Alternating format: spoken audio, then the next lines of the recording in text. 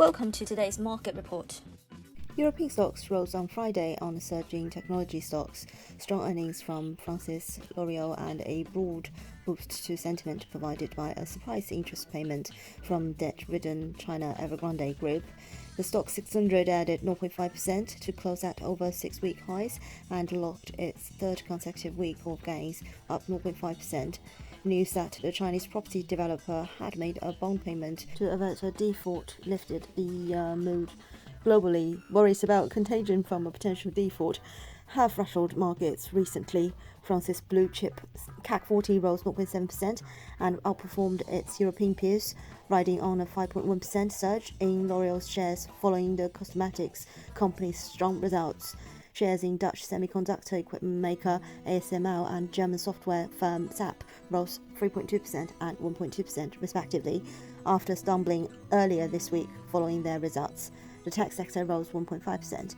Investors appeared to look past a survey that showed growth in Eurozone business activity slowed in October as firms faced soaring costs due to supply chain constraints, while the bloc's dominant service industry struggled amid ongoing COVID-19 concerns. Automaker Renault and Continental both flagged chip shortage hitting output and margins. A bunch of upbeat earnings lifted Wall Street's S&P 500 to a record high, while its European counterparts is less than 1% shy of its August peak. Europe Inc. is expected to see a 47.6% rise in the third quarter profit to 96.1 billion euros. Latest data from Refinitiv showed a slight improvement from last week's 46.7% growth forecast. Eurozone inflation expectations hit their highest levels in years, putting additional pressure on the European Central Bank over its insistence on maintaining crisis-era stimulus. The central bank is set to meet next week. That inflation is transitory does not necessarily mean that it is short-lived.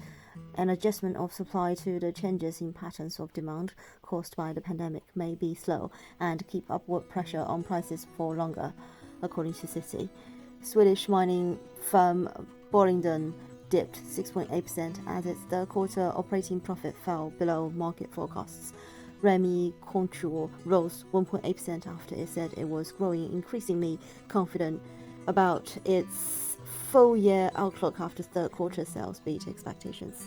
The GBP/USD slides for the second day in a row, down 0.18%, trading at 137.68 during the New York session. UK retail sales data pushed the pair towards the Thursday low at 137.76, but bounced off, failing to break above the 138 figure.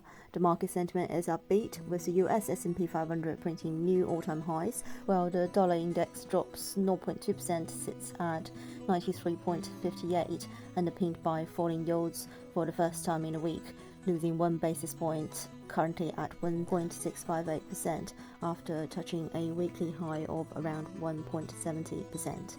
The British pound failed to capitalize on favorable market sentiment amid dollar weakness across the board. The IHS Markit Manufacturing Purchasing Managers Index unexpectedly improved to 57.7 in October versus 55.8 expected and 57.1 September's final reading. Traders lifted the cable pair on news, bounced off the day's lows, and briefly broke the 138 figure. The US economic docket unveiled IHS Markit PMI for manufacturing and services for October 2, offering mixed figures. The market PMI rose to 59.2, lower than the 60.3 estimated. The services PMI grew to 58.2, higher than the 55.1 foreseen. The Federal Reserve Chair Jerome Powell is on the wires. Investors' focus turns to the Fed Chairman's words, expecting hints or clues about bomb tapering, monetary policy, or inflation. The euro-dollar climbs during the New York session, gaining a minimal 0.03%, trading at 116.27.